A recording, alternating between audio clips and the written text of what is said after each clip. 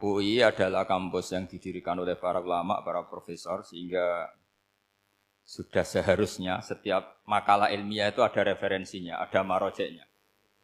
Dan yang dipakai di seluruh dunia, di semuanya, untuk ulumul Quran itu yang paling pokok pakai kitab Al-Itqan. Al-Itqan fi ulumil Quran, karangannya Imam Suyuti. Sebelum saya terangkan teks persisnya, itu ada sekian problem dalam memahami Quran, terutama kalau lewat terjemah. Problem itu bisa gawat, gawat betul, bukan gawat-gawatan tapi gawat betul.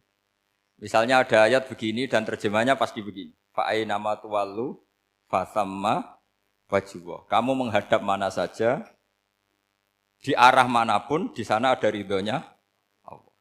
Itu kalau hanya pakai terjemah, tentu menjadikan kita sholat bisa menghadap ke timur, ke barat, ke utara, dan ke apa? Selatan. Saya cerita sedikit tentang asbabun nuzul. Memang tema sekarang tentang asbabun nuzul.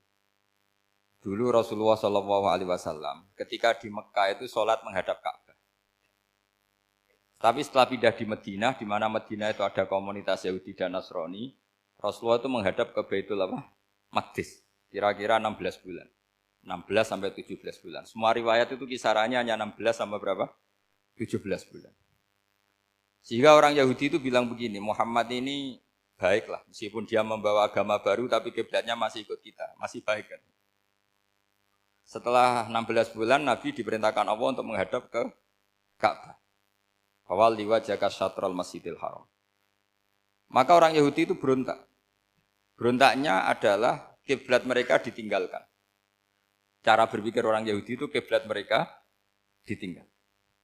Sehingga mereka bilang mawallahum an qiblatihim allati kanu 'alaiha. Apa yang menjadikan umat Islam berpaling dari kiblat Baitul Maqdis. Kemudian mereka provokatif betul. Ini perlu diperjelas. Provokatif. Bilang begini.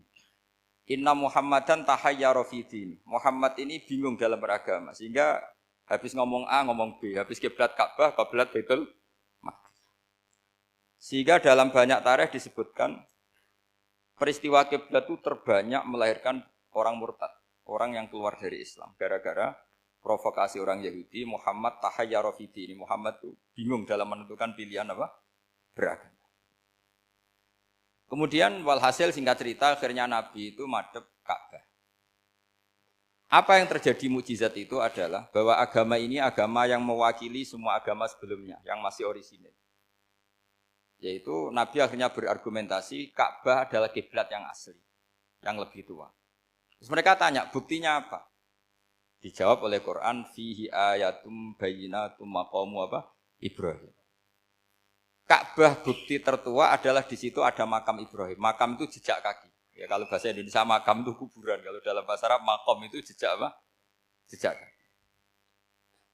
Sehingga diketahui oleh sejarah, dibuktikan di situ ada jejak kaki siapa? Nabi Ibrahim. Sementara nisbatnya Baitul Maqdis itu adalah kepada Nabi Musa dan Nabi Harun. Yang ini adalah turunan dari Nabi siapa? Ibrahim. Hikmahnya apa? Begini. Sebagai bukti bahwa Baitul Maqdis pernah menjadi poros Islam atau poros Tauhid, maka Nabi Muhammad pernah disuruh menghadap ke Baitul Maqdis. Buat inget-ingetan kalau ini pernah menjadi poros apa tahu. Tapi tetap tua-tuaan masih tua apa? Ka'bah. Nah, kenapa tua Ka'bah tadi? Karena Ibrahim adalah Abul Anbiya, bapak dari para.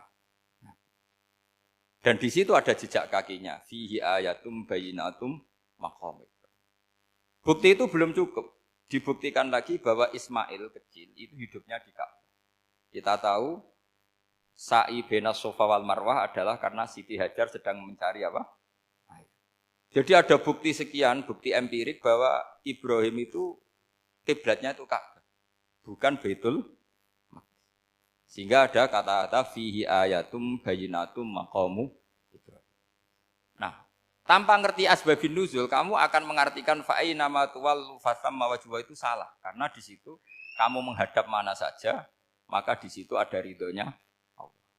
Maka para ulama memberi catatan, maksudnya begini, kamu menghadap kemana saja, asal itu yang diperintahkan Allah, maka di situ ada ridhonya Allah. Harus seperti itu maknanya, disesuaikan dengan konteks asbabin nuzul. Tanpa seperti itu tidak bisa. Dan masih banyak lagi kepentingan tentang asbabin nuzul. Jadi problem sekarang adalah banyak mufassir yang hanya mengartikan dari terjemah. Itu bahaya sekali.